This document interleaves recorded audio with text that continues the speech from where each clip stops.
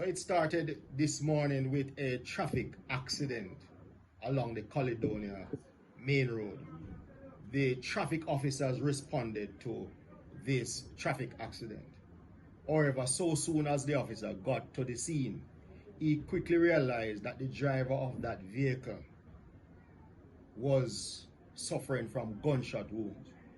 He was rushed to the hospital and he eventually succumbed.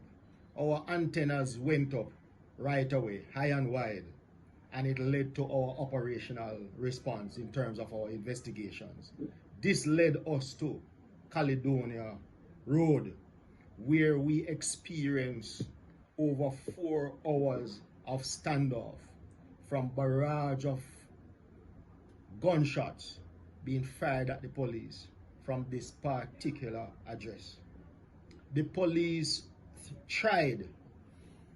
were very persistent in trying to get this individual to surrender. However, all those efforts failed. The building was subsequently breached,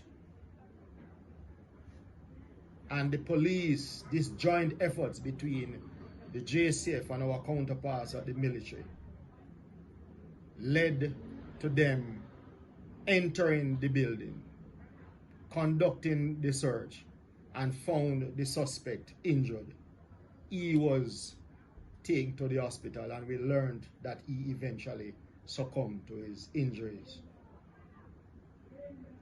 A multi-caliber omni-hybrid rifle capable of firing all different sorts of ammunition was recovered, as also one Beretta pistol with an extended magazine.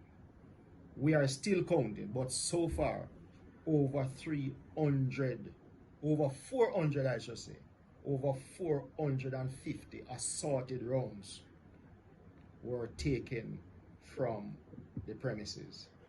Our investigation continues, but I must place on record the tremendous work and leadership on the ground led by Divisional Officer Superintendent Kerry Duncan, and was ably supported by our Area Ops Officer, Acting SSP White, and the coordination from the teams from Area 3 and the teams from Kingston led to us displaying JCF high standard of professionalism and response in breaching that building and in making that situation return to some level of normalcy. Our investigation continues. What do you have on this gentleman? Who was he really?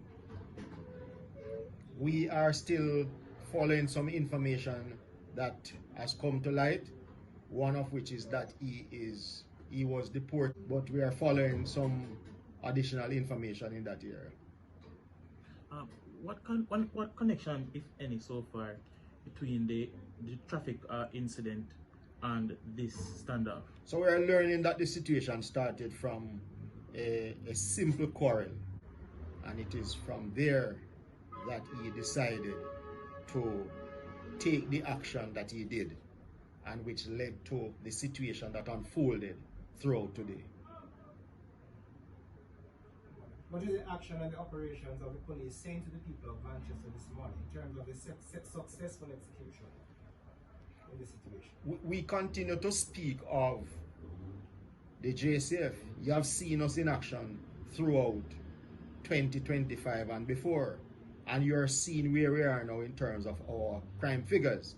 And Area 3, right across Area 3, we continue to do very well in terms of the efforts. So I have high commendation for the team led by SSP McCullough in Clarendon, SP Duncan right here in Manchester, and SP Minto over there in St. Elizabeth.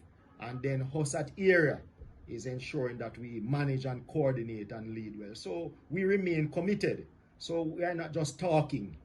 You're seeing action. You're seeing police professionalism at its highest peak in terms of treating with the various issues that will confront us. Because our bottom line is to keep our people safe and to ensure that law and order is preserved.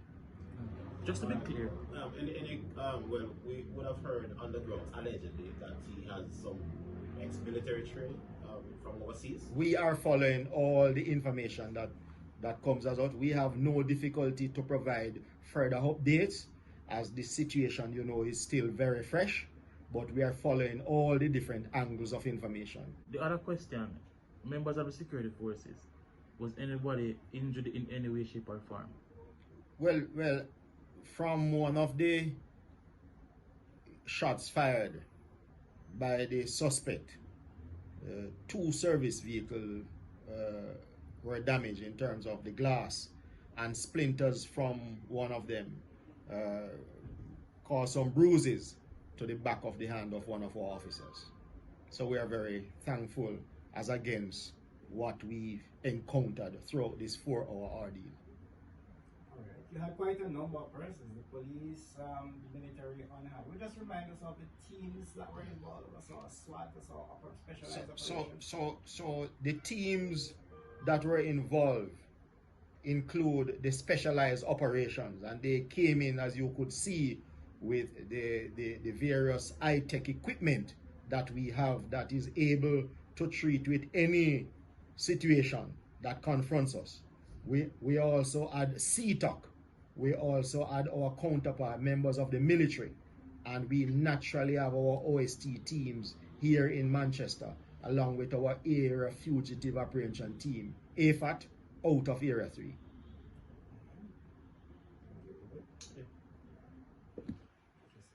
Technology in the execution of this operation. And we happy you asked that one, because we ensured, just like how you continue to hear our commissioner speaking, and he's a man who believes in technology. So he's not just talking about technology. We are ensuring that we practicalize what the commissioner is saying about technology. So our drone support was in full mode at that particular location. And so that aerial picture and that high in the sky view, we had that on display today. And naturally, it assisted in whatever we did.